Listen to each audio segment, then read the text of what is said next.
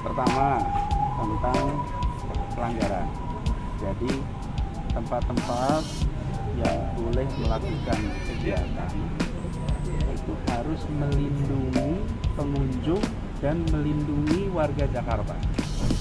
Jadi kalau dilakukan pelanggaran itu bukan sekedar melanggar, tapi telah membahayakan nasib warga Jakarta, membahayakan perekonomian Jakarta.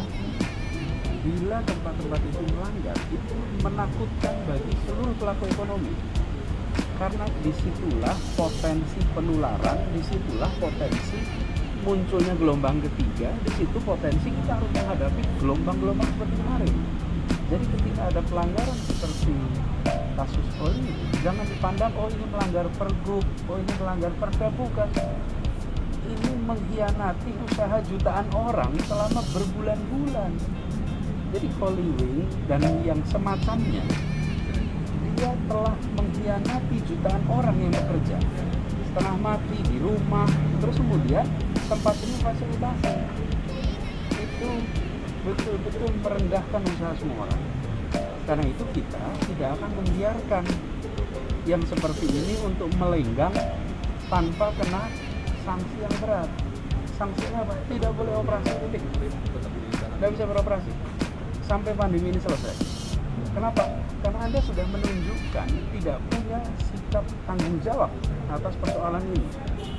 Nah, tempat-tempat yang bertanggung jawab harus kita hormati, dan mereka dihormati dengan cara kalau ada yang melanggar tidak dibiarkan. Dan saya sampaikan terima kasih pada yang disiplin dengan menjalankan seluruh protokol kesehatan. Di situ kita menemukan ciri bangsa Indonesia yang membanggakan. Di Holy Wing kita menemukan pengelola yang tidak mencerminkan sikap bangsa kita. Nah, bagi ke depan, kita tadi salah satu dibahas, yang nanti akan kena sanksi bukan saja pengelolanya, oke? Tapi mereka yang berada di tempat itu akan diblok sehingga tidak bisa pergi ke mendatangi tempat manapun juga selama waktu tertentu. Caranya gimana Pak? Ya itu ada, makanya pakai teknologi. Apa itu Pak caranya? Nah, itu nanti boleh dijadikan jadi judul tuh. Nah, saya kasih di akhir aja tuh. Jadi sekarang sedang disiapkan teknologinya. Jadi kalau Anda berada di tempat yang sudah ada pelanggaran, sebelum keluar Anda akan di-scan semuanya. Oke? Di-scan, Anda masuk dalam blacklist orang yang tidak bisa pergi kemana-mana nanti. Karena kemanapun Anda pergi, Anda akan ditolak. Karena Anda ikut rame-rame melakukan pelanggaran. Jadi yang kena sanksi sekarang ini baru pengelola tempatnya. Nantinya supaya begini, kalau Anda lihat satu tempat di situ melanggar, keluar aja dah. Daripada nanti Anda ikut kena sanksi. Sanksinya apa? Ya di rumah aja. Belajar disiplin.